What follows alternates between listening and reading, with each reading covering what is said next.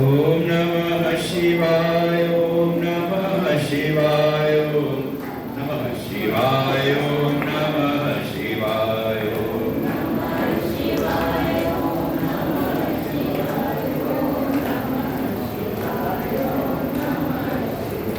ओम नमः शिवाय ओम नमः शिवाय ओम नमः शिवाय ओम नमः शिवाय ओम नमः शिवाय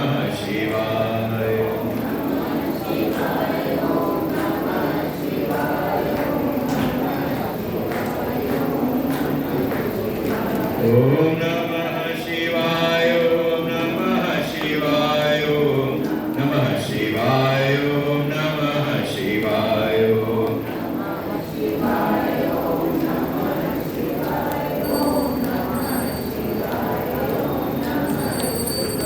ओम नमः शिवाय ओम नमः शिवाय ओम नमः शिवाय ओम नमः शिवाय ओम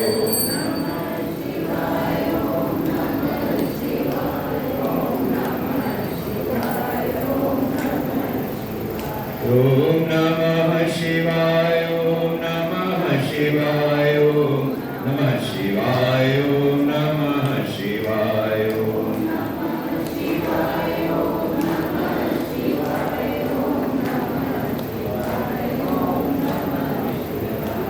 प्रेम से बोलो सच्चिदानंद भगवान की, श्री परशुराम भगवान की, स्फटिकेश्वर महादेव की, श्री दशावतार भगवान की, श्री सदगुरुदेव भगवान की जय। ओम सहना भवतु सहनौ भुनक्तु सह वीर्यं करवावहै तेजस्विनावधीतमस्तु मा विद्विषावहै। ओम शांति शांति शांति। अखंडमंडलाकारं व्याप्तं येन चराचरं तत्पदं दर्शितं येन तस्मै श्रीगुरवे नमः। अज्ञानतिमिरान्धस्य ज्ञानाञ्जनशलाकया चक्षुर्मीलितं येन तस्मै श्रीगुरवे नमः। गुरुर्ब्रह्मा गुरुर्विष्णु गुरुर्देवो महेश्वर गुरुर्साक्षात् परं ब्रह्म तस्मै श्रीगुरवे नमः। त्वमेव माता च पिता त्वमेव त्वमेव बन्धुश्च सखा त्वमेव त्वमेव विद्या द्रविणं त्वमेव त्वमेव सर्वं मम देव देव।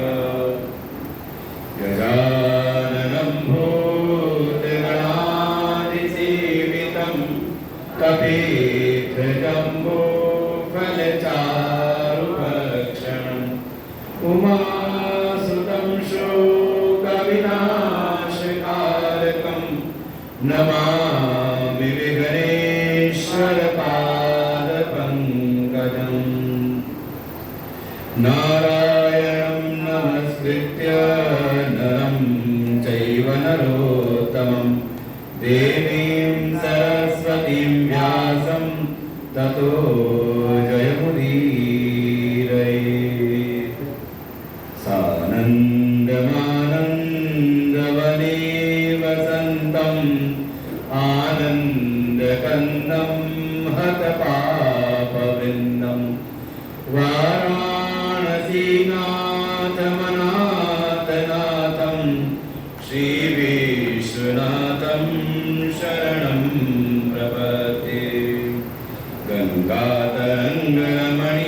जटाकलापं गौरी निरन्तरविभूषितवामभागं नारायणप्रियमनङ्गमदापहारं वाराणसीपुरपतिं भज विश्वनाथम्।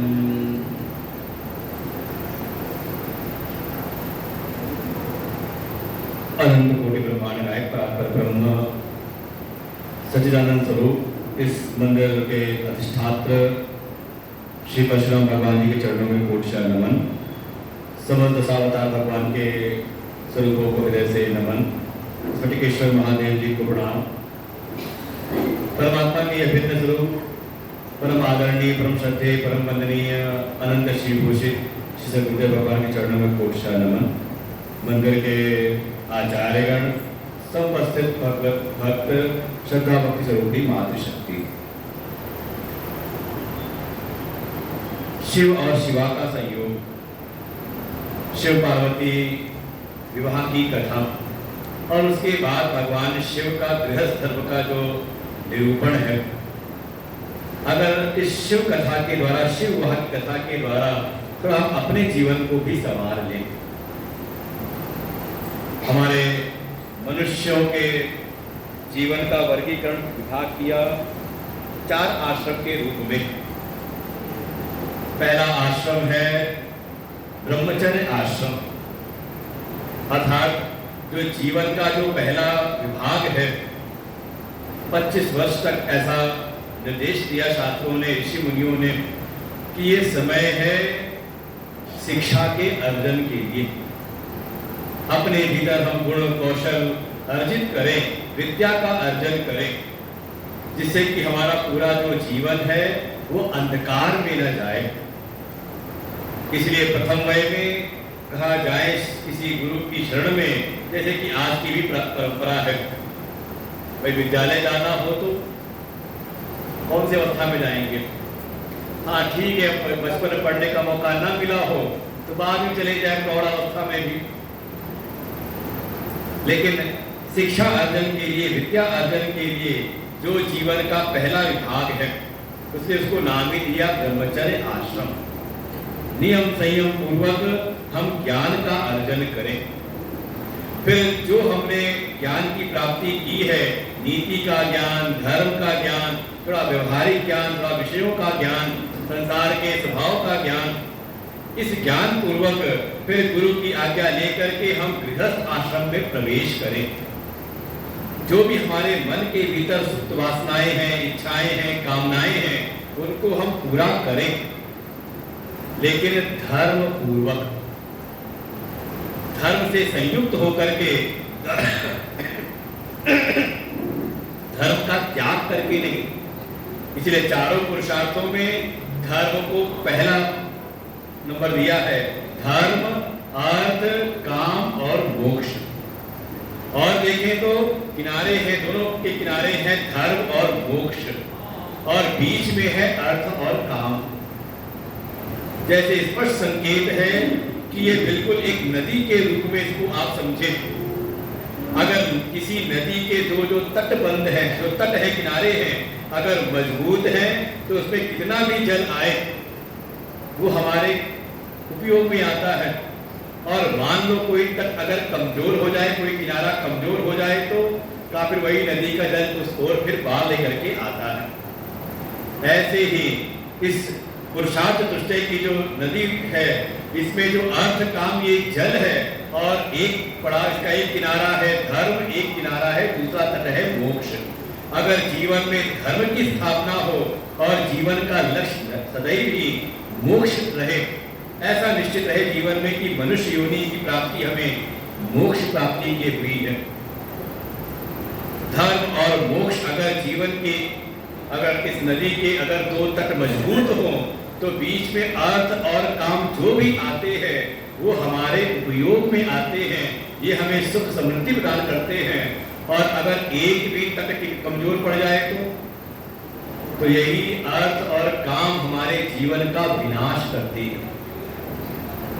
इसलिए धर्म पूर्वक अपने गृहस्थ आश्रम में प्रवेश करके हम अपनी जो इच्छाएं, कामनाएं, उनकी पूर्ति करें। धर्म का त्याग करके नहीं। इसलिए भगवान शिव जब चले हैं ब्याहने के लिए, विवाह के लिए, तो नंदी पर सवार होकर के गए हैं। और नंदी प्रतीक है धर्म का, इसलिए द्वार पर रहते हैं नंदी जी। कोई है अगर वो भगवान के दर्शन पाना चाहता है, भगवान शिव की प्राप्ति करना चाहता है, तो वो द्वार पे खड़े हैं। जैसे स्पष्ट संकेत है कि अगर शिव की प्राप्ति करनी है तो मार्ग एक ही है, धर्म के मार्ग से जाओ। पहले अपने जीवन में धर्म की स्थापना करो, और धर्म भी थोड़ा ना हो। इसलिए नंदी जी छोटे से बड़े हुए हैं ना, समझाने के लिए धर्म हो, और धर्म भी विशाल धर्म हो, धर्म कोई सीमा में बद्ध ना हो, तब भगवान की प्राप्ति होती है। अतः धर्म पूर्वक हम अपने गृहस्थ आश्रम में प्रवेश करें। वहाँ जो हमारे कर्तव्य हैं, जो हम पर ऋण हैं, देवताओं का ऋण, गुरुजनों का ऋण, पितरों का ऋण, भूतों का ऋण, इन सारे ऋणों से ऋण होने के लिए जीवन में थोड़ा हमारे त्याग भी हो, थोड़ा यज्ञ भी हम करें। अगर जीवन में यज्ञ नहीं, त्याग नहीं, तो जीवन में फिर शांति नहीं मिलती। आप समझो, बहुत सारे ऐसे ऐसे सूत्र हैं हमारे शास्त्रों के। आप बिल्कुल गीता जी खोलना, 12वें अध्याय का 12वां श्लोक है, और स्पष्ट वहां पे एक सूत्र भगवान ने दिया है। अगर जीवन में शांति चाहते हो तो उपाय एक ही है, त्याग करो। त्यागात् शांति अनंतरम। त्याग के द्वारा ही अनंत शांति की प्राप्ति होती है। हमें लगता है कि संसार के विषय भोगों में सुख है, लेकिन अगर त्याग की भावना भीतर ना हो तो संसार का कोई भी भोग हमें पूर्ण रूप से सुख नहीं देता। हर जगह पर त्याग की महिमा है। आप देखिए, सारी प्रकृति त्याग में लगी रहती है। ऐसे ही जो मनुष्य भी त्याग पूर्वक जीवन जीता है, उसके जीवन में ही सुख आता है, और इस त्याग का ही स्वरूप है यज्ञ। यज्ञ में अपनी जो हमने मेहनत की, परिश्रम किया, उसे जो कमाई हमें प्राप्त हुई, उसको हम देवताओं के निमित्त अर्पित करते हैं। और एक मंत्र बोलते हैं, इदम इंद्राय स्वाहा, इदम रावे स्वाहा, इदम मंगलाय भौमाय स्वाहा। और बोलने के बाद एक पंक्ति और बोलते हैं, इदम इंद्राय इदम न मम। अब जो मैंने अर्पण किया है, इस पर अब इंद्र के लिए है ये, अब इस पर मेरा अधिकार नहीं। ये त्याग की भावना ही हमें आगे बढ़ाती है। हमने त्याग किया देवताओं के लिए, हमने त्याग किया कुछ अपने पितरों के निमित्त, हमने त्याग किया गुरुजनों के निमित्त।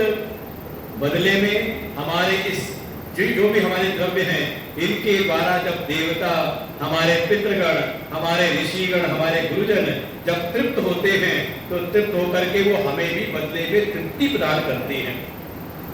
हमारी जो जो भी इच्छाएं हैं, जो हमारी जरूरतें हैं, उन सारी जरूरतों को ये देवगण पूरा करते हैं। इसी का नाम है परस्पर भाव। आप देवताओं के लिए करिए, देवता आपके लिए करते हैं। और देखिए, परिवार गृहस्थ आश्रम यही है, परस्पर भाव। अगर परस्पर भाव ना हो, एक दूसरे के प्रति भावना ना हो, समझे परिवार फिर परिवार नहीं होता, फिर वो मकान हो जाता है, सराय हो जाता है। भाई अगर खाना पीना सोना आराम करना ही अगर परिवार है, तो आप जाके देखो धर्मशालाओं में, सराय में अनेकों लोग आते हैं, वहाँ भोजन बनाते हैं, खाते पीते हैं, कुछ देर बातचीत करते हैं, आराम करते हैं, और फिर अपने अपने उद्देश्यों के लिए फिर निकल जाते हैं। इतना ही तो नहीं बड़ा धर्म में कि सब अपने अपने इच्छाओं के लिए जीवन जी रहे हैं। वास्तव में इसका नाम परिवार नहीं। परिवार उसे कहते हैं जहां परिवार के एक उद्देश्य के लिए सब अपनी इच्छाओं का त्याग करते हैं। भाई माता पिता ने अपनी सुख सुविधाओं का त्याग किया ना, त्याग करके बच्चों का पालन पोषण किया।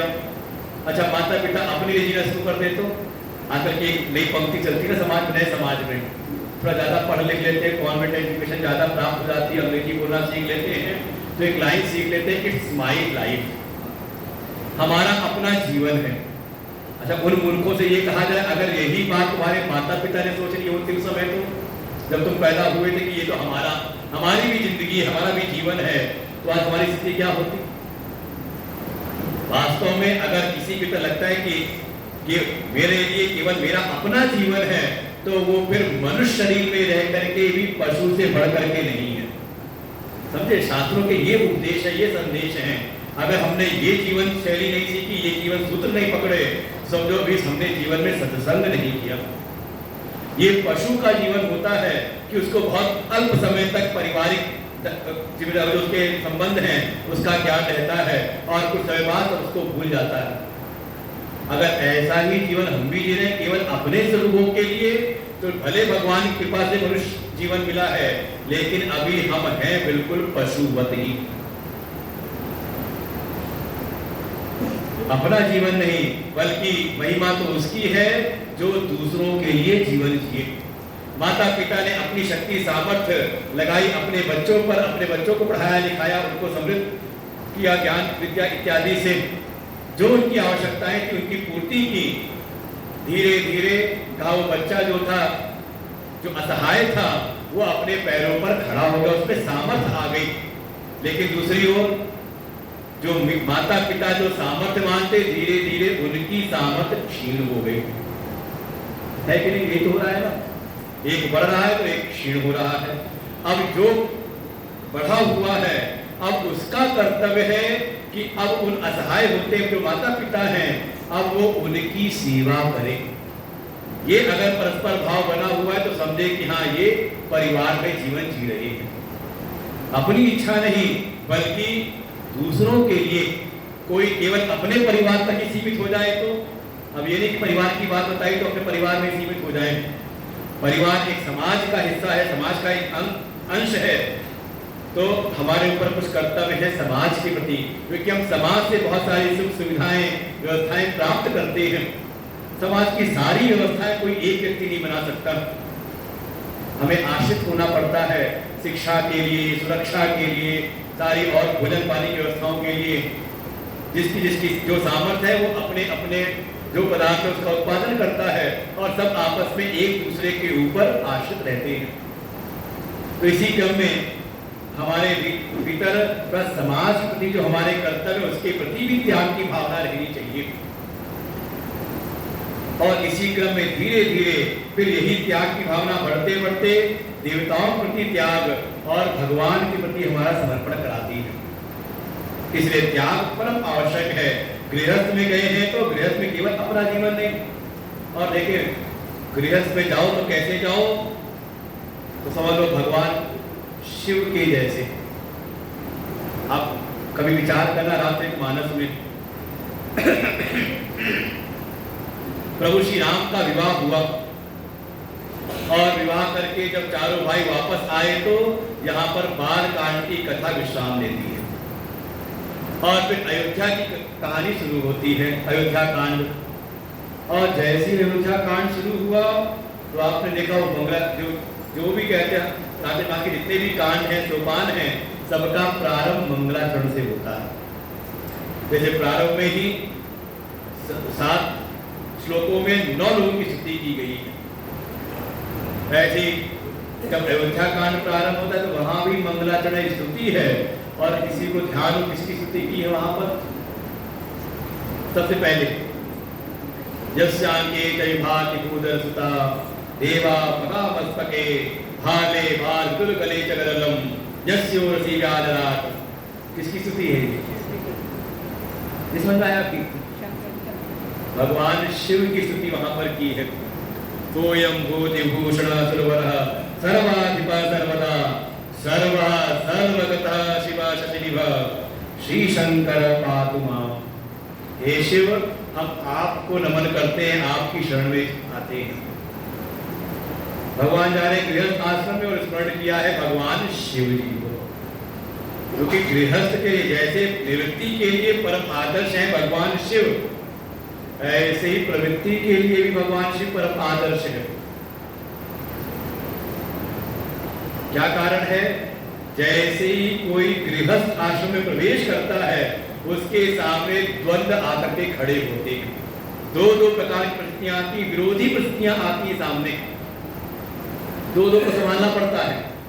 विवाह होते ही, विवाह के पूर्व तो एक ही देवी थी, माता जी को संभालना था, ध्यान देना था, लेकिन विवाह करके आ गए तो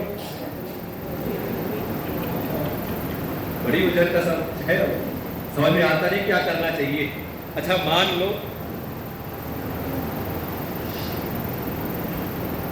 पत्नी में और मां में लड़ाई हो जाए, होती रहती है, हो जाए, जिसके यहाँ ना हो रही हो अच्छी बात, भगवान की बड़ी कृपा है। अच्छा हो जाए तो जो पति है, मतलब किसका, बहू का जो पति है, सास और बहू में लड़ाई हो रही है और बहू का जो पति है, सास का जो बेटा है, उसको किसका पक्ष लेना चाहिए? किसका पक्ष लेना चाहिए? अच्छा मां का पक्ष लेना चाहिए लड़के को। कितने लोग इस वाले में सामंजस्य बिठाना चाहिए, दोनों में सामंजस्य बिठाना चाहिए। नहीं, दोनों में मतलब मां का पक्ष नहीं लेना चाहिए। जिस मां ने पाला पोसा उसको छोड़ देना चाहिए, पक्ष नहीं लेना चाहिए। अच्छा जो जिनके सामने समस्या आ रही वो नहीं बोल रहे, मां का पक्ष लेना चाहिए कि पत्नी का पक्ष लेना चाहिए? सामंजस्य बिठाना चाहिए। पीछे शांति से कह रहे सामंजस्य, आगे वाले माताएं कह रही सामंजस्य बिठाना चाहिए, वो पीछे वाले कह रहे सारे बात तो सामंजस्य बिठाने पर नहीं गिर गए हमारे, आज तक सामंजस्य बैठा नहीं। भगवान शिव है, दोनों को संभाल के रखते हैं। जिसने कहा कि एक का पक्ष ले लिया, माँ का पक्ष ले लो, समस्या हो जाएगी, पत्नी के पक्ष ले तो और समस्या हो जाएगी, और सामंजस्य आप बैठा नहीं पाओगे जीवन तक,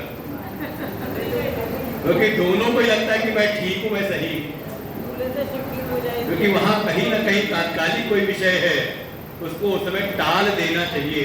जैसे हमारे भगवान शिव हैं, एक साथ ही दो को धारण किए हुए हैं। यस्यांते दैभाति भूदरसुता, जिसके अंक में गोद में है साक्षात हिमालय की कन्या पार्वती, उनको बैठाए हुए हैं। और देवा पगे मस्तक पर गंगा को दो देवियों, एक पूज्य है तो एक अर्धांगिनी है, दोनों में बिल्कुल अच्छा यही है, दोनों को झगड़ने तो आराम से आपस सामंजस्य बैठ जाए तो ठीक है, फिर हम सामने हैं। सामंजस्य कहीं कोई बैठा नहीं पाया है आज तक। महाराज जी शायद इसीलिए दूल्हे से शिव की पूजा कराते हैं। यस, बिल्कुल, माँ भगवती की कराते, साथ में शिव जी की, और साथ में देखिए दाम्पत्य जीवन में ज्यादातर जहाँ कहीं भी अगर कोई उपासना पूजा है तो शिव और गौरा मैया की। दाम्पत्यार्थम उमाम सती, अगर दाम्पत्य सुख चाहिए तो ये भागवत जी में है, वहां पर एक अध्याय ऐसा है कि किस तरह की आपके मन में कामना है, कैसी वासना, कैसी इच्छा है, तो किस देव की कैसी उपासना करें, वहां पूरा वर्णन करते करते वहां वर्णन किया दाम्पत्यार्थम उमाम सती। अगर दाम्पत्य सुख की प्राप्ति करनी, दाम्पत्य जीवन में सुख शांति चाहिए तो माँ पार्वती की थोड़ी सेवा करें। माताएं खास तौर से इसे ज्यादातर व्रत भी उन्हीं की, गौरा मैया के, उन्हीं का पूजन होता है, उनकी कृपा मिले। तो देखो दो देवियां समान रखी हैं, एक पूज्य है और एक अर्धांगिनी है। फिर और देखा जाए तो भाले बाल विधुर, मुकुट के ऊपर बाल चंद्रमा है, और चंद्रमा को माना गया है अमृत का स्रोत। ये जितनी भी औषधियां, उसमें जो अमृत का जो गुण है वो चंद्रमा के प्रकाश से आता है। इसलिए जो आयुर्वेद में होंगे उनको पता होगा कि जो जड़ी बूटियां होती है सब धूप नहीं सुखाई जाती कि नहीं, हाँ, चंद्रमा की शीतलता में सुखाई जाती हैं, रखी जाती हैं, जिससे उसमें अमृत का अंश आ जाए। अरे कुछ नहीं तो एक दिन साल में खीर बना करके टांगते हैं, शरद पूर्णिमा की रात्रि की चंद्रमा से अमृत टपकेगा और खीर में पड़ेगा तो हम भी खा करके अमर हो जाएंगे। तो माथे पर अमृत को, अमृत स्वरूप चंद्रमा को धारण किए हुए हैं, और गले चकरलम, गले में नीलकंठ विष को धारण किए हुए हैं, और विषधर सांपों को धारण किए हुए हैं। देखो सब दो को समान रखे हैं, ऐसी है। और तो और क्या कहा जाए, सब विरोधी है एक दूसरे के। वो जैसे कहते हैं गणेश जी आए तो गणेश के जो वाहन है वो कहते हैं अरे प्रभु संभालो, देखो उनका जो गले में सांप पड़ा हो, मेरी वो देख रहा है। लगता है उसको खा जाएगा। तब तक आ गए कार्तिकेय जी मोर पर बैठ करके, और जैसे ही मोर पर बैठ के कार्तिकेय आए, सांप तो जाके भगवान की जटाओं में छुप गया, बचाओ प्रभु, ये कहां से आ गया। सब एक दूसरे के विरोधी, और तो और भोले बाबा की वाहन है नंदी और माँ भगवती के सब विरोधी हैं, सबको ही। और देखिए त्रिलोकी में ऐसा कोई देव नहीं जो सबके द्वारा पूजित हो, सबके द्वारा सेवित हो, सबके द्वारा। अच्छा भगवान नारायण है तो वो देवता तो उनको पूजते हैं, लेकिन दैत्य सब लड़ने को तैयार रहते हैं, दुश्मन मानते हैं, जितने भी और हैं ब्रह्मा सबके सब। लेकिन भगवान शिव ऐसे हैं, उनको देवता भी पूजते हैं, तो दैत्य भी, राक्षस भी पूजते हैं। बाणासुर है, रावण है, उनके कौन है इष्ट, सब जगह पूजे जाते हैं, त्रिलोकी में तीनों लोक में उनको पूजा जाता है। ऐसे भगवान शिव हैं जिनका निरंतर ही तो ही कार्य उनका है, या तो वो कथा सुनते हैं, कथा में उनकी रुचि है, या फिर अपने आप में, अपने शांत स्वरूप में, अपने सहज स्वरूप में वो विराजमान रहते हैं।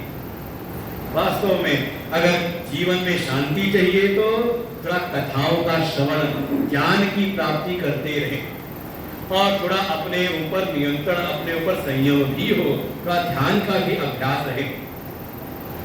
ऐसे भगवान शिव अपने गृहस्थ आश्रम में प्रवेश करते हैं। बहुत काल तक मां भगवती पार्वती जी के साथ उन्होंने विहार किया। बहुत समय ऐसे ही धीरे बीतता गया, लेकिन ये जो एक दैत्य था तारकस्य कथम ब्रह्मन् वदो भूतेव शंकर एतत्सर्वशेषेण बलकृत्पादयामयि। ये जो तारकासुर है, इसका अत्याचार दिनों दिन बढ़ने लगा। सारे देवता इससे पराजित होते हैं, कोई इसको जीत नहीं पाता, क्योंकि ब्रह्मा को प्रसन्न करके उसने यही वरदान प्राप्त किया था कि जो भगवान शिव हैं, शिव के औरस पुत्र से, उनके तेज से उत्पन्न जो पुत्र हो वही मेरा वध करे। ऐसा वरदान प्राप्त हुआ है। इधर उसी क्रम में भगवान शिव का विवाह तो हो गया, लेकिन अभी तक कोई बालक हुआ नहीं। सारे देवता एक साथ पहुंच गए ब्रह्मा विष्णु जी को लेकर के, चलिए प्रभु से कुछ प्रार्थना करते हैं। सारे देवता आए, भगवान से प्रार्थना करने लगे। शिव स भगवान साक्षात् कैलासास्पद सौख्यम च विविधम चक्रु गणा सर्वे सुहर्षिता महोत्सवो महानाक्षी शिवे कैलास समागते देवास विषयम प्राप्ता हर्ष निर्भर मानसा। और सारे देवता के भगवान शिव से प्रार्थना करते हैं, हे प्रभु कृपा करिए, इस तारकासुर के इस भय से हमें मुक्त कराइए। भगवान शिव जब सारे देवता उनसे स्तुति की प्रार्थना कर रहे हैं, तभी भगवान शिव का जो तेज है वो स्खलित हुआ। सामने वो तेज पुंज प्रकट हुआ, सामने उनका वीर स्खलित हुआ। और फिर भगवान ने कहा सीधे सीधे कि ये मेरा तेज है, जो इसको धारण कर सकता है धारण कर ले। अरे इतना तेज को धारण करने की किसी सामर्थ्य है नहीं। तब बहुत सब सारे देवताओं ने प्रार्थना की, हे अग्निदेव आप ही तेजवान हैं, आप भी कुछ करिए। तब अग्नि ने एक कबूतर बन करके अग्निर्भूत्वा कबूतो ही प्रेरित सर्वनिर्जरई, वो अग्निदेव ने उस तेज को धारण किया। लेकिन तभी आ गई मां भगवती पार्वती, उनको तो बड़ा क्रोध आया। रे रे सुरगणा सर्वे यूयम दुष्टाभिषेकता स्वासंसाधका नित्यम रत्थम पर दुखदा। हे देवता तुम सब बड़े स्वार्थी हो, बड़े दुष्ट हो, तुमने मुझसे एक मातृत्व का जो मुझको सुख मिलना चाहिए था वो तुमने मुझसे छीन लिया, शाप ही दे दिया, जाओ तुम सब देवता, बिल्कुल तुम्हारे कोई बालक वर्ग का जन्म ना हो। लेकिन इधर जो अग्निदेव ने तेज को धारण किया था, बहुत समय तक उनसे वो सहन हुआ नहीं, उस तेज का उन्होंने त्याग किया। हिमालय के ऊपर हिमवान को धारण करते हैं, वो भी सहन नहीं कर पाए। असहन शिवस्ते शिवरेतः तद्धि हिमाद्रि कंप उद्वहन गंगायाम काश्यप पत्तूर्णम असह्यम ताह पीड़ित। वो हिमालय ने भी गंगा जी के प्रभाव में उस तेज को बहा दिया। धीरे धीरे गंगा जी ने भी उस तेज को ले आकर के कुछ वहाँ तट पर सरकंडे थे उस पर उसको स्थापित किया और वहीं पर भगवान शिव के उस तेज से एक दिव्य बालक की उत्पत्ति हुई। सुंदर तेजवान बालक है, आखिर भगवान शिव का तेज है, उससे उत्पन्न बालक। मार्ग मासे हिते पक्षे स्थितौ षष्ट्यां पुरीश्वरम। मार्ग मास की शुभ पक्ष की षष्ठी तिथि के दिन उस बालक की उत्पत्ति हुई। आगे विश्वामित्र जी उन्होंने उसके सारे जातकर्म संस्कार किए, लेकिन इसका पालन पोषण कौन करे। तस्मिन् अवसरे तत्र कृतिकाख्याश्च क्षत्रिय स्त्रियः। तभी उसी अवसर पर कृतिका नाम की 6 स्त्रियां आ गईं। उन्होंने कहा इस बालक का पालन पोषण हम करेंगे, इसकी सेवा हम करेंगे। लेकिन 6 में विवाद होने लगा, कौन करे। सबने कहा नहीं मैं करूंगी। वो बालक ऐसा दिव्य बालक है, उसने 6 कृतिकाओं को 6 माताओं को तृप्त करने के लिए अपने 6 मुख प्रकट कर दिए। नाम हो गया षण्मुख। षण्मुख भगवान की। और फिर 6 माताओं ने उनकी सेवा की, सबने अपने स्तनों से दुग्ध पान कराया और पालन पोषण होते होते थोड़े बड़े हुए। तब तक सूचना पहुंच गई कैलाश पर भी। तब माँ पार्वती ने कुछ गणों को भेजा जिससे कि कार्तिकेय जी को, शिव के पुत्र को यहाँ पर लाया जाए। और इन कृतिकाओं ने पालन पोषण किया था, इसीलिए बालक का एक नाम और पड़ा कार्तिकेय। बोले कार्तिकेय भगवान की जय। और फिर कार्तिकेय जी आए कैलाश पर। भगवान शिव ने अपनी गोद में लेकर के माथा का चूमा आशीर्वाद दिया। माँ भगवती पार्वती ने अपनी गोद में ही ले लिया, ये तो मेरा बालक है। और फिर कार्तिकेय जी का पालन पोषण होने लगा कैलाश पर। लेकिन कुछ ही समय बीता था, ये सारे जो देवता थे, जो तारकासुर से बड़े पीड़ित थे, वे आ गए भगवान शिव के पास, प्रभु कृपा करिए, अब ये बालक काफी बड़े हो गए हैं, इनको आप हमारे सभी देवताओं के अधिपति बना करके, सेनापति बना करके आप भेजिए युद्ध में। माँ भगवती पार्वती आई तो उन्होंने कहा अभी तो ये बालक बहुत छोटा है, अभी युद्ध करने के योग्य है नहीं। तो सही माताओं को बालक छोटा ही लगता है। सारे देवताओं ने कहा देवी आप बिल्कुल भयभीत ना हो, चिंता ना करें, हम सभी देवता इनका विशेष ध्यान रखेंगे, सब अपनी अपनी शक्तियों को इनको प्रदान करेंगे। ये केवल हमारे सेनापति के पद पर आसीन हो जाएं, हमारे सेनापति बन जाएं, बाकी सारा कार्य तो हम देवता भी सहायता करेंगे युद्ध में। और फिर जब सेनापति के पद पर आरूढ़ किया कार्तिकेय जी को, तो इन्हीं का नाम हो गया स्कंद स्वामी। ये सब नाम है उनके। षण्मुख भी है, कार्तिकेय भी, सबके विजय कथाएं हैं, और स्कंद स्वामी। और फिर युद्ध के रण में जहाँ पर वो तारकासुर था, सारे देवता कार्तिकेय जी को लेकर के आते हैं, भीषण संग्राम होता है, कोई गण शिवगण कोई टिक नहीं पाया, कोई देवता नहीं टिक पाते। तब सबने प्रार्थना की कार्तिकेय जी से। इधर तारकासुर ने भी ललकारा कि हे देवताओं, तुम जैसा कायर हमने कहीं देखा नहीं, इस छोटे से बालक को तुम तो मुझसे पराजित हो गए, इस छोटे से बालक को मेरे सामने खड़ा कर रहे हो। कुमारी हता सोती वीरा सकल तारक। सारे देवताओं ने कहा हे कुमार, वास्तव में आप कोई बालक नहीं, आप शिव के लिए से उत्पन्न हुए हैं, आपकी सामर्थ्य में कोई कमी नहीं। और फिर कार्तिकेय जी के साथ में युद्ध होता है तारकासुर का, और उस युद्ध में कार्तिकेय के द्वारा तारकासुर का वध हुआ। लयो चलत्तैव सर्वेषां पुष्टां मुने। और इधर जय जयकार होने लगी, सब बिल्कुल प्रसन्नता पूर्वक आए। एक और दो दैत्य थे साथी, इसके बाण और प्रलंब, उनका भी वध किया तारकासुर के साथ में कार्तिकेय जी ने। धीरे धीरे कुछ समय ऐसे ही कैलाश पर बीतता है।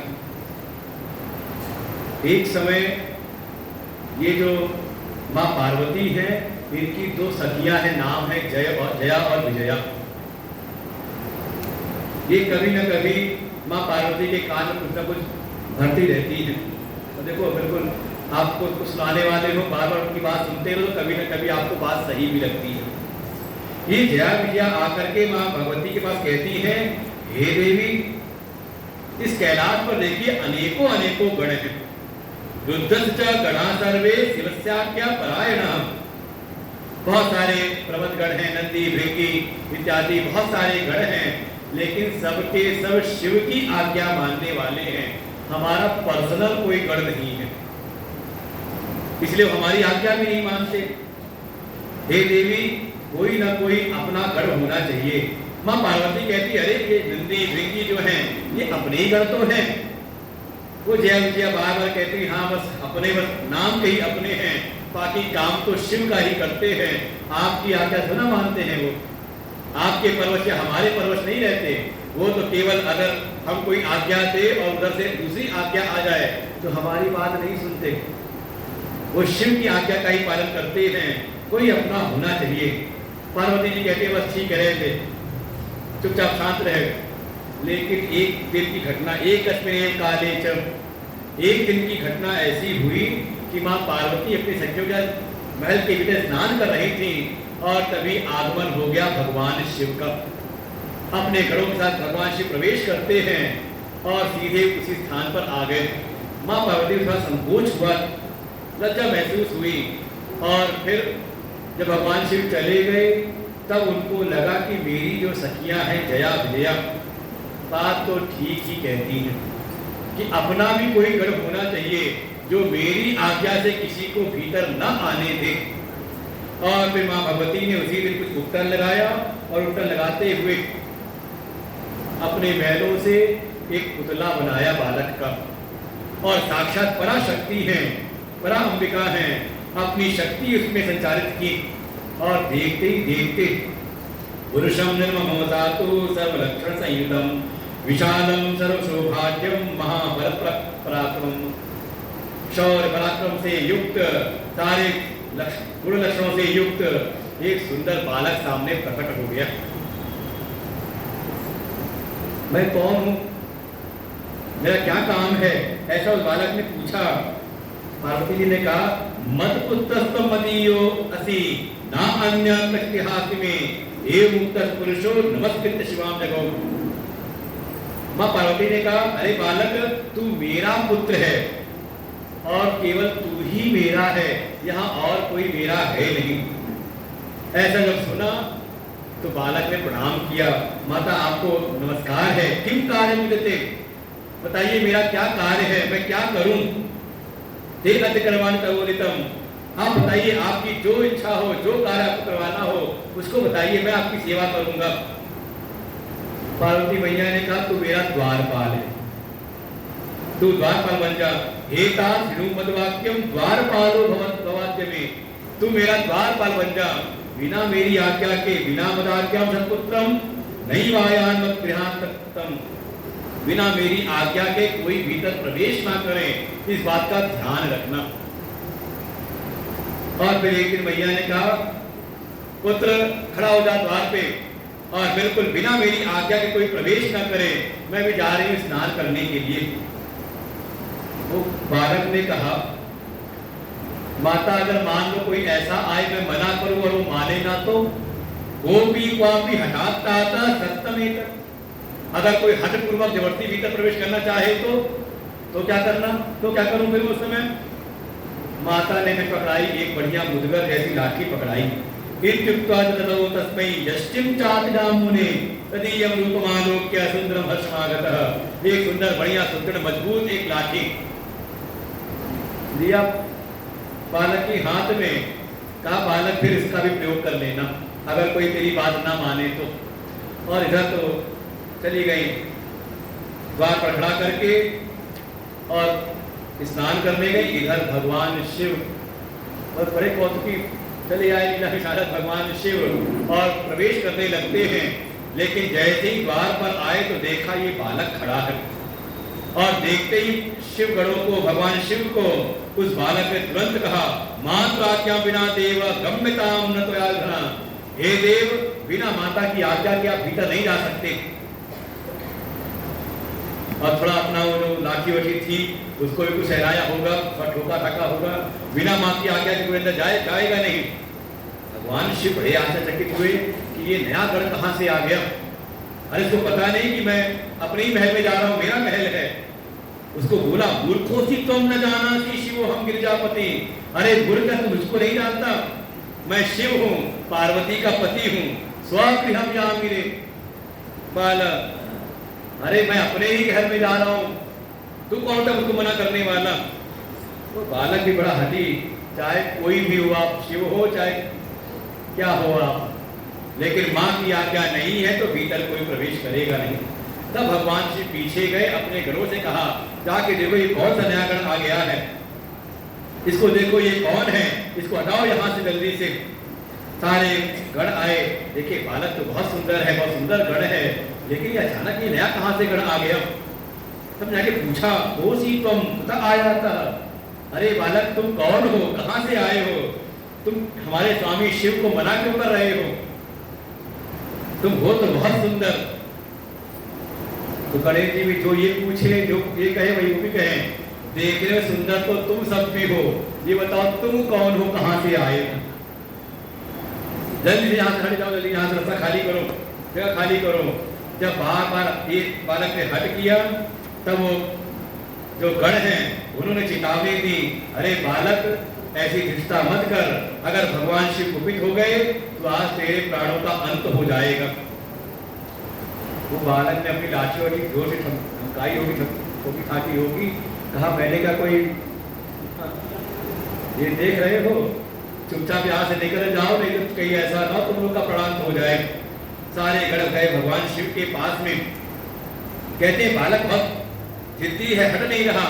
भगवान शिव ने क्रोध में आके कहा, तुम सब मूर्ख हो, जाके बलात् उसको हटा दो यहाँ से, ना माने इसका वध कर दो। अरे उसके बाद तो शिवाज्ञा मिली, सारे गण आए उसको बलपूर्वक हटाने का प्रयास करते हैं, लेकिन जैसे इन्होंने बल प्रयोग करना शुरू किया, इसके बाद तो जब उठाई लाठी और गणेश जी ने, और माँ भगवती की परम पिता की शक्ति प्राप्त है उनको, अलदेवी तो वीरा संग्रह परिक्रम विहत द्वारसितो गणपति सर्वाना को तरम। जैसे जैसे वो प्रहार करते वैसे गणेश प्रहार करना शुरू कर दिया, और फिर केशाचित पाणियो भिन्ना, किसी के हाथ टूटे, केशाचित मस्तकानि च, किसी का सिर फूटा, केशाचित जांघनी तत्र, किसी की जांघ टूटी। ऐसे सब पिटाई शुरू हुई गणेश के द्वारा, और सारे पिटते पिटाते, किसी का हाथ टूटा, किसी की टांग टूटी, किसी का सिर फूटा। सब पहुंचे भगवान शिव के पास में त्राहि त्राहि करते हुए कि ये बालक तो बड़ा बलशाली है, कहाँ से ये नया गण आ गया? जब हर प्रकार से जब सारे गण पीछे हटे, तब स्वयं भगवान शिव आते हैं आगे, और भगवान शिव से भी बालक का युद्ध होता है, और घोर युद्ध हुआ। एक बार तो पार्वती के बालक ने माता के उस पुत्र ने तो ऐसा प्रहार किया कि भगवान शिव के हाथ से जो पिनाक धनुष था वो छूट गया। तब क्रोध में आके भगवान शिव ने उठाया अपना त्रिशूल और बालक के गर्दन में प्रहार किया, और मस्तक कट जाता है उस त्रिशूल के प्रहार से। ये सारे गण जो थे बड़े खुश हुए, बड़े प्रसन्न हुए, सब पिटे पिटे थे उनसे, तो सबको बड़ी मौज आई। वो सिर जो था बालक का, उसको लेकर सब खेल करने लगे, और हजारों करोड़ों जो गण हैं वो पैरों से हाथों से उछालने लगे सिर को, और ऐसे ऐसे करते करते चला जा गया महासमुद्र में सिर।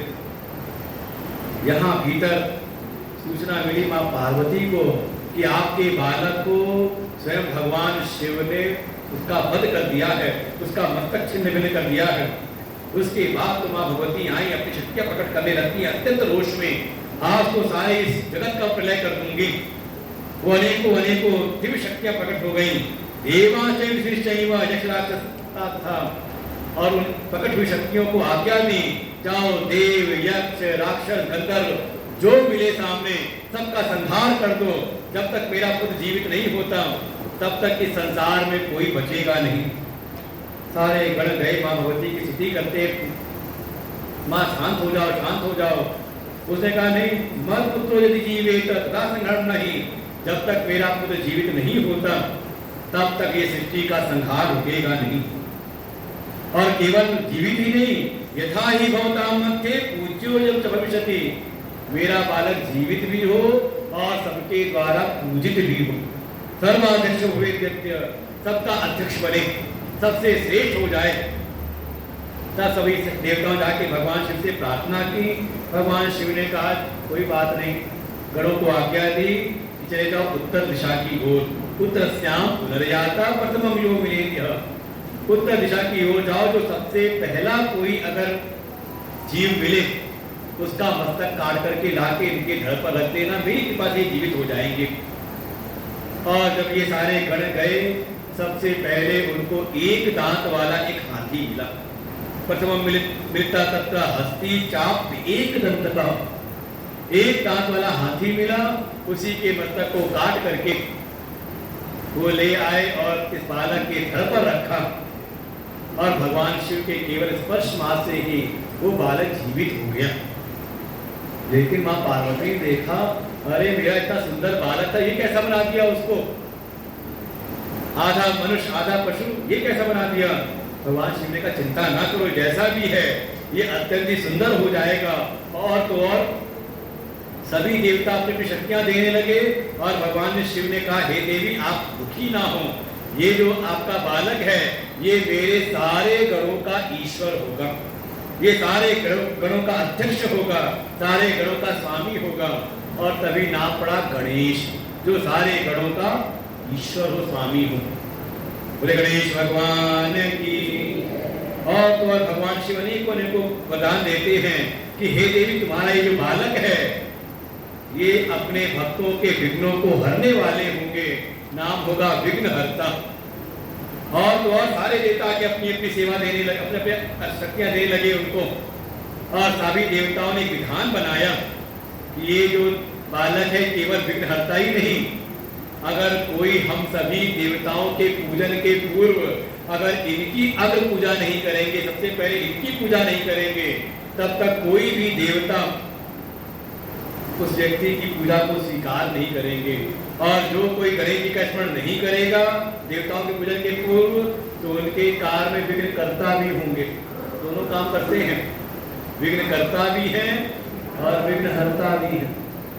और तो और बालक के सिर पे समय कुछ सिंदूर चढ़ा हुआ था। भगवान शिव ने कहा देखो प्रारंभ से इनके मस्तक पर सिंदूर है, इसलिए जो कोई इन पर सिंदूर चढ़ाएगा उस पर कृपा होगी। ऐसे ऐसे संविधान बताए। और तो और प्रकट हुए थे भादव की चतुर्थी के दिन। चतुर्थ्यां त्वं समुत्पन्नो भाद्रे मासी गणेश्वर। भाद्रपद मास की कृष्ण की चतुर्थी के दिन ये उत्पन्न हुए थे। भगवान शिव कहते इस दिन जो कोई इनकी पूजा करेगा ये उनकी मनोकांक्षाओं को पूरी करने वाले होंगे, उनकी समस्त मनोकामनाओं को पूरी करेंगे। और पूरे वर्ष पर्यंत कोई अगर चतुर्थी का व्रत करेगा तो इन पर इनकी क्या सारे देवताओं के ऊपर कृपा होगी।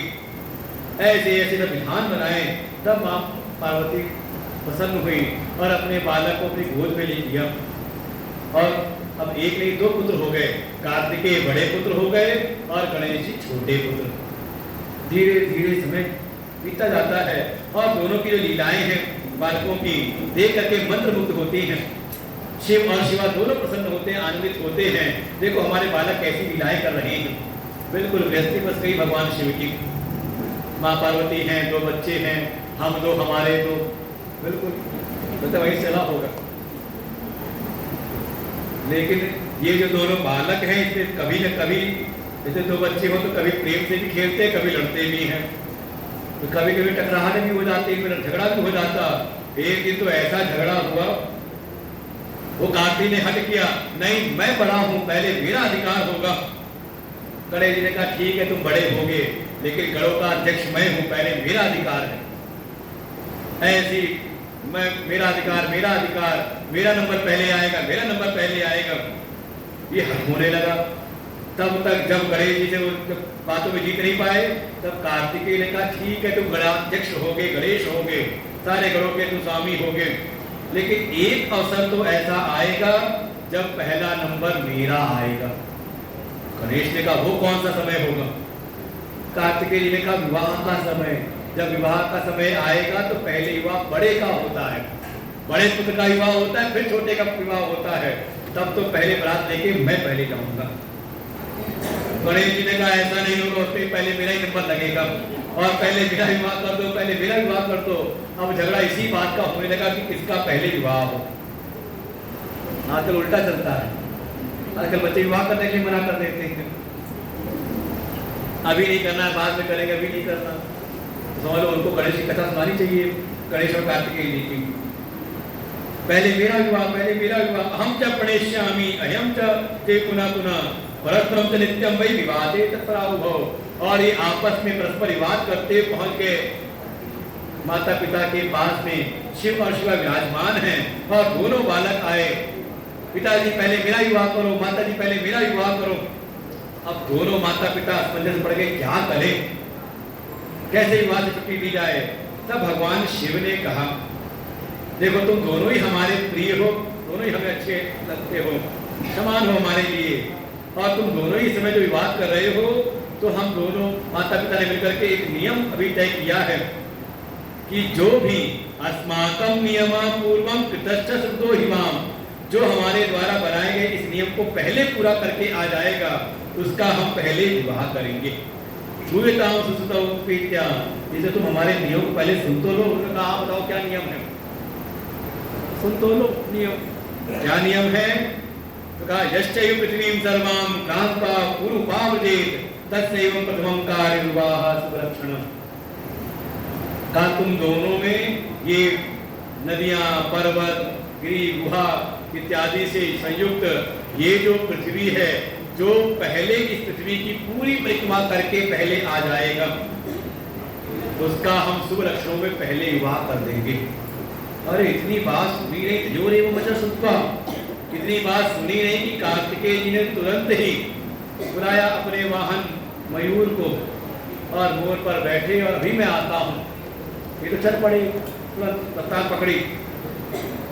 इधर गणेश जी रह गए, गणनाथ तत्रैव बुद्धि सत्तमः, और बैठे बैठे विचार करने लगे, किं कर्तव्यम पगंतव्यम, मैं क्या करूं, ये तो कार्तिकेय तो निकल गए, मैं क्या करूं, कहाँ जाऊं, लंघितुम नहीं शक्यते, कोश मात्रम कदा स्यात् वै गम्यते न मया पुनः।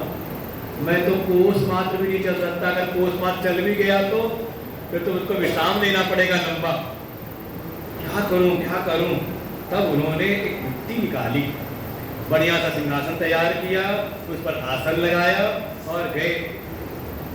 माता पिता के पास शिव और शिवा विराजमान हैं। हे मेरी माता पिता, आइए, मैं आपका पूजन करना चाहता हूँ, आप मेरे सिंहासन पर विराजमान होइए। माता पिता तो बड़े प्रसन्न हो गए, गदगद हो गए, देखो ये कितना गुणी हमारा पुत्र है। पहले तो आज्ञा मेरी सीधे भाग गया, जैसे कई बार होता है परीक्षा में, या कोई घर से निकल रहा है तो एक तो निकल जाए, और एक हो कि परीक्षा पे जा रहा हो या कहीं बाहर जा रहा हो, तो आगे माता पिता प्रणाम करे, तो प्रणाम करके तब जाए तो अच्छा लगता है। शिव और शिवा को लगा ये तो देखो कितना गुणी है। वो पहला तो प्रतिज्ञा सुनते ही भाग खड़ा हुआ जा करके, अभी मैं आता हूँ, और देखो ये जो हमारा छोटा बालक है कितना गुणी है। हमारे पूजा पाठ, हमारी पूजा करके, हमको नमस्कार करके तब ये जाएगा अपने कार्य पर। दोनों आकर विराजमान हो गए सिंहासन पर, और गणेश जी ने तेना कूतौ तौ च प्रक्रांतौ च पुनः पुनः एवं च कृतवान् सप्त प्रणामास्तु तथैव स। और ये जो गणेश जी हैं, बड़े विधि विधान से प्रेम से पूजा की माता पिता की, और पूजा करके फिर बारंबार एक परिक्रमा की, फिर दूसरी परिक्रमा की, एक परिक्रमा करके प्रणाम करते, फिर दूसरी परिक्रमा की, फिर प्रणाम किया, तीसरी परिक्रमा, चौथी, पांचवी, छठी, 7 परिक्रमा करते, 7 बार प्रणाम करते हैं। और जब परिक्रमा कर ली तो माता पिता से कहा, शीघ्रम चैवात कर्तव्यो विवाह शोभनम। हे मेरे माता पिता, अब जल्दी से, देर मत करो, मेरा विवाह कर दो। तो भगवान ने कहा, भगवान शिवा ने कहा, अरे पुत्र, पहले परिक्रमा तो करके आओ, मैं तुम नियम बताया था ना, पूरी परिक्रमा करके आनी है पृथ्वी की। और देखो कार्तिकेय निकल गए परिक्रमा करने के लिए, तुम भी जल्दी से निकलो, जल्दी जाओ, जल्दी परिक्रमा करके आओ, तब विवाह करेंगे तुम्हारा। वो गणेश जी ने कहा, भो मातर भो पिता धर्म रूपो प्राज्ञो युवा मतो। हे धर्म रूप मेरे माता पिता, आप क्या बात करते हो, मया तु पृथ्वी क्रांता सप्तवारम पुनः पुनः, मैंने तो अभी की है परिक्रमा, और आपने कहा था एक बार, मैंने तो 7 बार परिक्रमा की है, अब मेरा विवाह कर दो। वो माता पिता ने फिर पूछा, कब की, कदा क्रांता पया पुत्र पृथ्वी समुद्र, कब की तूने परिक्रमा, तू तो यही बैठा हुआ अभी पूजा कर रहा है हमारी, 7 दीपों से, गिरी गुहा से युक्त, तूने उसकी परिक्रमा कब की? अब गणेश जी जो उपदेश देते हैं यहाँ पर बढ़िया जो ज्ञान दिया है। गणेश उवाच भवतो पूजनं कृत्वा शिवा शंकरयोरहं स्वबुद्ध्या हि समुद्रान्त पृथिवीकृत परिक्रमाम् इत्येयं वचनं वेदे शास्त्रे वा धर्मसञ्चये वर्तते किं च तत्तत्यं न हि किं तत्तमेव वा पितॄश्च पूजनं कृत्वा प्रक्रान्ति च करोति यः तस्य वै पृथिवीजन्यं फलं भवति निश्चितम्। हे मेरे माता पिता, मैं जानता हूँ आप साक्षात परम पुरुष हैं और माँ मेरी प्रकृति हैं और आप दोनों के संयोग से सारे ये ब्रह्मांड का निर्माण होता है। और वास्तव में ये धर्म शास्त्रों में ऐसा लिखा है कि जो माता पिता की सेवा करे, माता पिता को नमस्कार करके उसकी परिक्रमा करे आदर पूर्वक, तो उस एक कार्य से ही उसको पूरी पृथ्वी के पूरे जो परिक्रमा का उसको फल प्राप्त हो जाता है। इत्येवं वचनं वेदे शास्त्रे, ऐसे ही वेद में ऐसे ही शास्त्र में लिखा है। और मैंने कर तो दिया। और कोई बड़े बड़े पुण्य कर्म करे, लेकिन चाहे बड़ी तीर्थ यात्रा करे, बड़े बड़े पुण्य कर्म करे, लेकिन माता पिता की सेवा न करे, उनकी उपेक्षा करे, तो उसके जितने भी पुण्य हैं वो सारे पुण्य क्षीण हो जाते हैं। अपहाय गृहो वै पितरोत्तीर्थमाव्रजेत तस्य पापम तथा प्रोक्तम हनने च तयोर्यथा। गणेश जी ने बिल्कुल स्पष्ट कहा कि माता पिता बड़े बड़े पुण्य कर्म करा, तीर्थ यात्रा कर रहा है, लेकिन माता पिता की सेवा नहीं, उनकी उपेक्षा, समझ लो उसके फिर पाप कटते नहीं बल्कि पाप और चढ़ते हैं।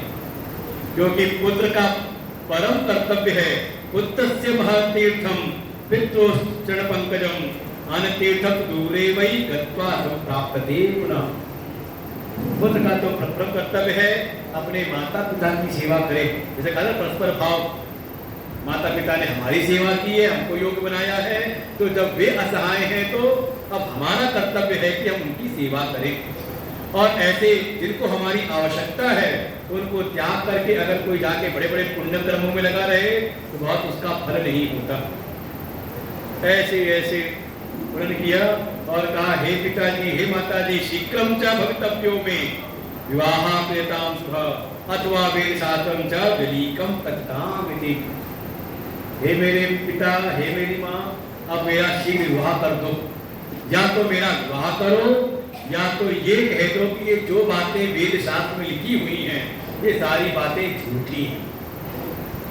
ज्यादा दर्द संकट में दो ही चीज है, या तो मेरा विवाह करो या ये कह दो सारे वेद शास्त्र झूठे हैं।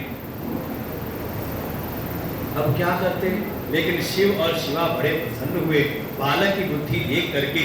तथा शिवा शिवश्चैव पुत्रम बुद्धिचक्षणम, कहा देखो ये बालक कितना बड़े शरीर से स्थूल काय है, भारी है, लेकिन बुद्धि इसकी बड़ी विचक्षण है।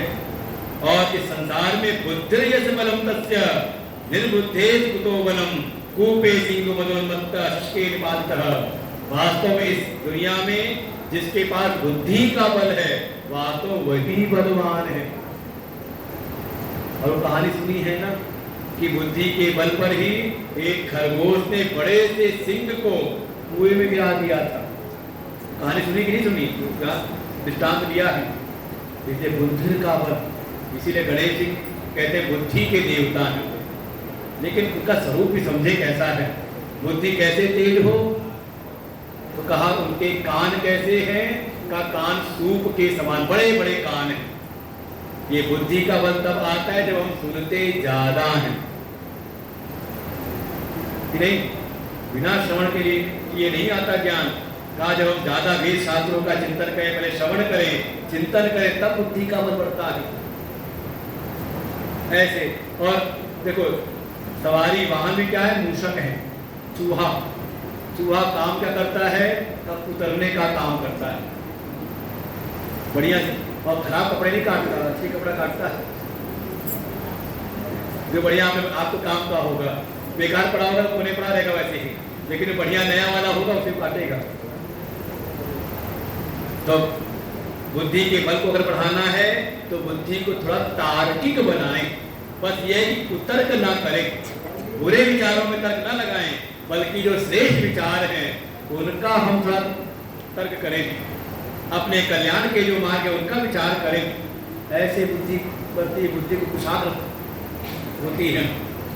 अरे बहुत उत्तम बालक है, ये बुद्धि से बहुत विचक्षण है। अब बालक ने कहा है तो अब भगवान शिव और शिवा ढूंढने लगे, कोई लड़की तो मिले अच्छी जिसे विवाह करें। और ये खबर मिल गई, एक विश्वरूप नाम के प्रजापति हैं, उनको खबर मिली कि कैलाश पर जो शिव और शिवा हैं वो अपने बालक के लिए कन्या ढूंढ रहे हैं, अपने पुत्र के लिए कोई कन्या ढूंढ रहे हैं। ये तुरंत इसकी 2 कन्याएं थी, सिद्धि बुद्धि दीक्षाते शुभे सर्वांग शोभने। सर्वगुण संपन्न 2 कन्याएं हैं, नाम है सिद्धि और बुद्धि। तो आपने क्या सुना हो? सिद्धि सिद्धि। अब शिव पुराण लिखा हुआ है, विश्वरूप प्रदेशस्य दिव्य रूपेषु तेभे सिद्धिर्बुद्धिर दीक्षाते शुभे सर्वांग शोभने। सिद्धि और बुद्धि शिव पुराण में यही नाम है। बाकी अज्ञान पुराण में कर्म भेद से और भी नाम अलग में आ जाते हो, लेकिन शिव पुराण में तो है। इसीलिए थोड़ा जब हम कथा सुनते हैं तो कम से कम अपने पुराणों का स्वयं भी स्वाध्याय करें। नहीं तो समाज में तो आजकल शिव पुराण की कथा क्या है, कथा कम होती है, टोटके ज्यादा बताए जाते हैं। वो शिव पुराण ना हो, टोटक पुराण की कथा सुना रहे, टोटके पुराण की तो सुना कि नहीं, ये कर लो तो ये हो जाएगा, ऐसा हो जाए तो ऐसा कर लो, ये हो तो ये कर लो। अच्छा कथा नाम लेने की क्या जरूरत है? और कई बार जो मन में आया सो सुना दिया, कहाँ की अलग अलग बातें अपने मन से। वो होता है कई बार क्या भीड़ तत्व को देख करके लगता है बड़े हमारे अनुयायी तो जो चाहो सो हम बोल सकते हैं। बिल्कुल शास्त्र सम्मत होना चाहिए। जिस शास्त्र को सन्मुख रखा है उसके अनुसार कथा सुनाए तो होती है, उसको कहते हैं कथा व्यास। व्यास माने विस्तार करना। जो पुराण है, जो ग्रंथ है, वो अभी हम संक्षिप्त में लिखा हुआ है श्लोक में तो हम उसको पढ़ते हैं, लेकिन समझ में नहीं आता। कोई आकर के उसको दृष्टांतों के माध्यम से हमारे जीवन में कैसे उसको हम अनुकरण करें, उसका कैसे अनुशीलन करें, उसका विस्तार करके जो समझा दे उसको कहते हैं कथा व्यास। लेकिन आजकल चलता है टोटके बताओ तो लोग ज़्यादा प्रभावित होते हैं, ज़्यादा कथा कोई नहीं जाता। वर्णन किया 2 कन्याएं सिद्धि बुद्धि, तुरंत लेकर के पहुंचे कन्या को। प्रभु कहाँ ढूंढ रहे हो, मेरी 2 कन्याएं हैं, विवाह कर दीजिए। और गणेश जी का विवाह हुआ, उनकी 2 पत्नियां हो गई और 2 पत्नियों से पुत्र भी हो गए, 1 पुत्र हो गए। 2 पत्नियों से 2 विद्युप्यो तत् पुत्र बभूवतु सिद्धि गणेश पत्न्यास्तु क्षेम नामासुतो भवे। जो पत्नी है सिद्धि नाम की, गणेश की पत्नी है सिद्धि, इनके द्वारा 1 पुत्र हुआ, उसका नाम पड़ा क्षेम। और बुद्धे लाभा विधव पुत्रो या की परस्परम शोभनम। और जो गणेश की दूसरी पत्नी थी बुद्धि, उनसे जो पुत्र हुआ उसका नाम पड़ा लाभ। अंतर तो नहीं हो गया, क्षेम और लाभ 2 पुत्र हुए। लाभ कहते हैं अप्राप्त की प्राप्ति हो जाए, जो हमें प्राप्त नहीं है जब मिल गया तो आप कहते हो हमें लाभ हो गया कि नहीं। अच्छा मिला हुआ मिल जाए तो जो मिलना है जो मिला हुआ मिले उससे नहीं, जो नहीं मिला था वो मिल गया तो आप कहते हो लाभ हुआ। इसे कहते हैं अप्राप्त से प्राप्ति, जो प्राप्त नहीं है वो प्राप्त हो जाए। अच्छा आप प्राप्त करते रहो लेकिन सब नष्ट होता रहे तो आपने मकान बनाया, रहने को गए नहीं, मकान गिर जाए। कोई चीज लेकर के आए, इस्तेमाल किया नहीं, पहले खराब हो गई। होता है, ठीक है ऐसा। कहने दूसरी चीज भी एक क्षेम, जो प्राप्त है उसकी रक्षा भी होती रहे, प्राप्त रक्षणम, इसका नाम है क्षेम। लाभ और क्षेम। अगर किसी की बुद्धि कुशाग्र हो, गणेश जी के जैसी हो, तो उसकी दोनों 2 पत्नियां हैं, रिद्धि और सिद्धि, उसकी जीवन रिद्धि सिद्धि बनी रहती है। और साथ ही बुद्धि का परिणाम उसको जो अप्राप्त है बुद्धि के बल से वो उसको भी प्राप्त कर लेता है। और रिद्धि कब है जीवन में, कहा जो आपको प्राप्त है वो बना भी रहे, उसका रक्षण भी होता रहे। ऐसे बढ़िया इनकी तो गृहस्थी चल पड़ी गणेश जी की। इधर वो परिक्रमा में चल रहे थे, परिक्रमा अंतिम पड़ाव पे थी, परिक्रमा पूरी होने को थी। तावच्चनादे नैव प्राप्तो गेहे महात्मना यथार्थमस्मि नो सत्यम न छले न मत्सरात्। वो कार्तिकेय जी परिक्रमा कर रहे थे, बिल्कुल अंतिम पड़ाव में थी, परिक्रमा पूरी होने वाली थी, तब तक उनके पास पहुंच गए देवर्षि नारद और रोकर कहा, अरे क्या कर रहे हो, बड़ी जल्दी में हो। कार्तिकेय ने बताया वो प्रतिज्ञा ऐसी थी, वही प्रतिज्ञा पूरी करने के लिए बस परिक्रमा कर रहा हूँ, पूरी होने वाली, बस जा रहा हूँ। देवर्षि नारद ने कहा, वैसा विश्वास जगाया, अरे रुको रुको रुको रुको, मैं तुमसे कुछ कहना चाहता हूँ और जो कहूँगा बिल्कुल सत्य, कोई झूठी बात नहीं कहूँगा, ना कोई छल, और मेरा किसी से कोई द्वेष भी नहीं, बिल्कुल अच्छी बिल्कुल सही बात बताता हूँ तुमको। क्या कहना है? कहा, बस देख के तुम पर तरस आता है।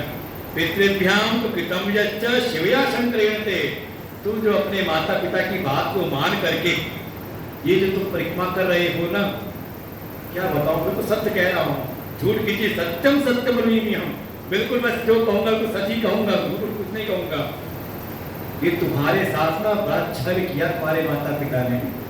निष्कास्य त्वाम उत्कमणम विषम उत्पाद्य तथा, तुमको देखो ऐसे प्रतिज्ञा बता करके तुम्हारे पति को षड्यंत्र करके तुमको तो घर से निकाल दिया।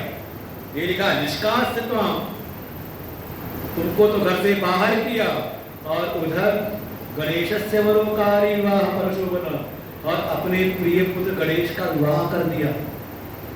और तो और दो पुत्र भी हो गए, पुत्र लाभासो, दो पुत्र भी हो गए हैं। गृहस्थी चल पड़ी है, सिद्धे क्षेमम तथा बुद्धे लाभम तत्सुखम, सिद्धि नाम की पत्नी थी, उसे क्षेम नाम का पुत्र हुआ है, दूसरी बुद्धि थी, उसे लाभ हुआ है, और बड़े मजे में आनंद में है। और तुम हाँ ठीक परिक्रमा करते रहो, भवता पृथ्वी का अंता समुद्र, तुम पृथ्वी की परिक्रमा ही करते रहो। लेकिन संसार में जो अपने माता पिता से चला जाए फिर उसका सहायक कौन हो? कुछ और भी लाल लपेट लगाई, कृत्यभ्याम विकितम जत्तु छलम तादिचारिताम स्वस्वामिभ्याम विशेषेण ही अन्य किन्न करोति वही। जिसके माता पिता ही छल करें पुत्र से, उसके लिए फिर कौन सहायक हो?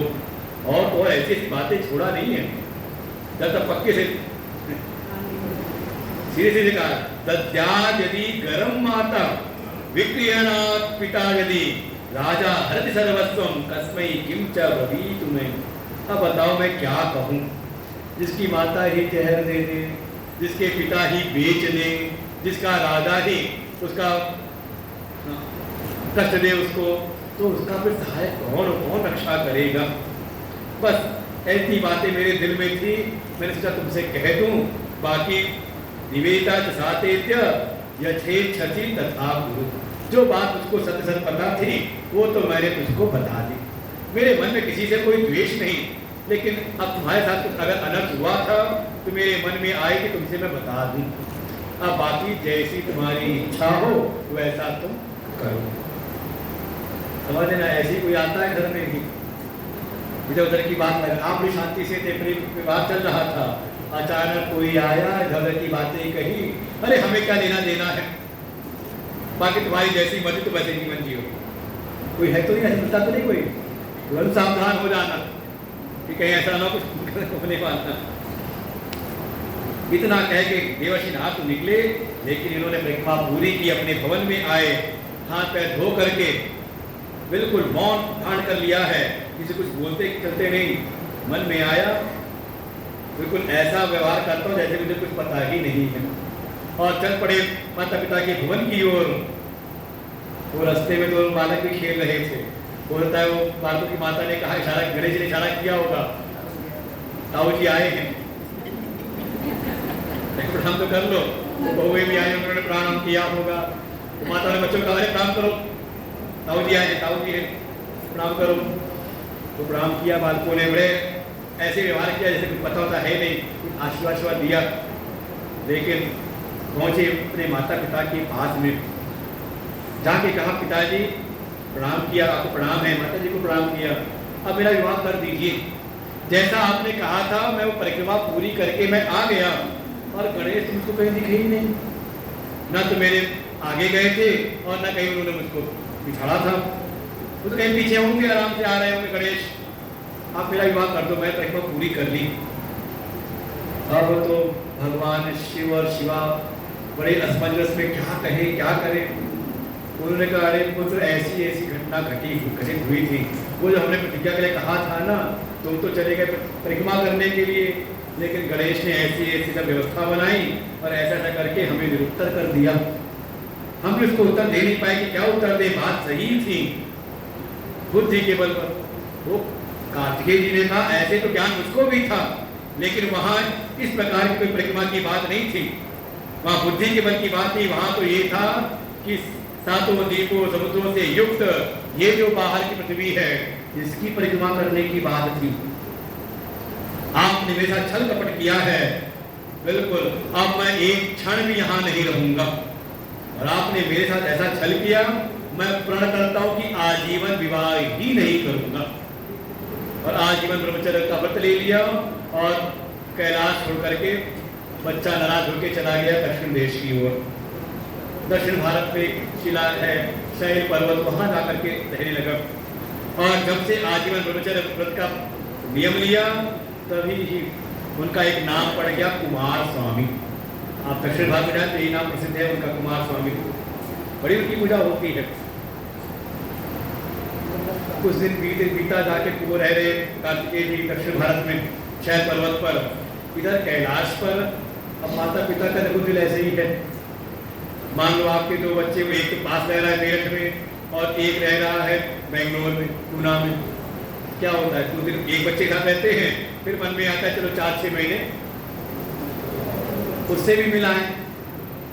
शिव और शिवा ने एक दिन विचार किया कि देखो कार्तिकेय नाराज होकर के चला गया है, चलते कुछ दिन उसके पास आकर के रहते हैं, उसको भी हमारा प्रेम मिलेगा। यहाँ गणेश की तो गृहस्थी चल पड़ी, ठीक ठाक है, सब बढ़िया, ये आनंद में है। और विचार करके दोनों शिव और शिवा चले गए शैल पर्वत पर। कार्तिकेय देखा माता पिता आए हैं, स्वागत किया, सेवा की उनकी। कुछ दिन ऐसे ही बीता। धीरे धीरे एक दिन इनके मन में एक भाव आया, माँ भगवती पार्वती और शिव जी के भीतर। माँ पार्वती ने कहा हम क्यों ना ऐसा क्यों नहीं करें कि जब यहाँ रह रहे हैं तो जब आ गए कार्तिकेय के पास में तो याद आती है गणेश जी की कि अपना एक पुत्र वहाँ भी रह रहा है, इसके घर जैसी रोज देख लेते चल करके, तो कब तक हम इधर उधर करते रहेंगे। पार्वती जी भैया ने कहा हे प्रभु, आप तो साक्षात परम पुरुष हैं और मैं साक्षात प्रकृति हूँ। अगर हम अपने एक अंश से यही रह जाएं और एक अंश से वहाँ जैसे रहते वैसे रहते रहे तो अच्छा रहेगा। दोनों ही पुत्रों को हमारा सानिध्य प्राप्त होगा और हमें भी दोनों का सानिध्य प्राप्त होता रहेगा निरंतर। और ऐसी चर्चा कर रहे थे, तब तक किसी सेवक ने सुना और जाके कुमार स्वामी को बताया कि आपके माता पिता यही ठहरने का प्रबंध कर रहे हैं। वो कार्तिकेय जी को वही सब बातें याद आई कि अब वो मुझे फिर सब बातें याद आएगी। उसी समय वो पहाड़ी छोड़ के भी चले गए 3-4 कोस दूर और योजनत्रयम उससे 3 योजन दूर उसी पहाड़ी पर चले गए। लेकिन यहाँ जो इन्होंने विचार किया था, दोनों ही शिव और शिवा अपने एक अंश से वहीं पर विराजमान हो जाते हैं। नाम पड़ा बोले मल्लिकार्जुन भगवान की। जैसे माँ भगवती पार्वती, उनके हजारों नाम हैं, उसमें उनका एक नाम है मल्लिका। और भगवान शिव के सहस्त्र नामों में एक नाम है अर्जुन। तो दोनों ही वहां संयुक्त रूप से हैं, तो नाम पड़ा मल्लिकार्जुन। अब मन में आया पुत्र तो भाग करके यहाँ से चला गया नाराज होकर के, अब क्या करें। उन्होंने कहा अगर हम वहां गए तो वो कहीं और भाग जाएगा, इसलिए साथ जाना ठीक नहीं। ऐसा करते हैं कुछ समय के लिए आप चले जाया करो उसके पास में, और जब आप वापस लौटोगे तो मैं चली जाऊंगी। और ये कार्तिकेय जानते कि हम दोनों अलग अलग नहीं रह सकते, इसलिए वो इसको भय नहीं रहेगा तो वहीं पर टिका रहेगा, तो कभी ना कभी हम लोग मिलते रहेंगे। तो अमावस्या दिने शंभु स्वयं प्रचलित तत्र। तो जब अमावस्या आती है तो भगवान शिव जाते हैं पुत्र के पास में, और जब रह करके कुछ दिन बाद वापस आते हैं तो पूर्णमासी दिने तत्र पार्वती गच्छति। पूर्णिमा आती है तो माँ भगवती पार्वती जाती है। तो ऐसे ही एक अंश से भगवान शिव और शिवा वहीं पर विराजमान हुए और बाकी अपना आगे कैलाश पर विराजमान हो गए।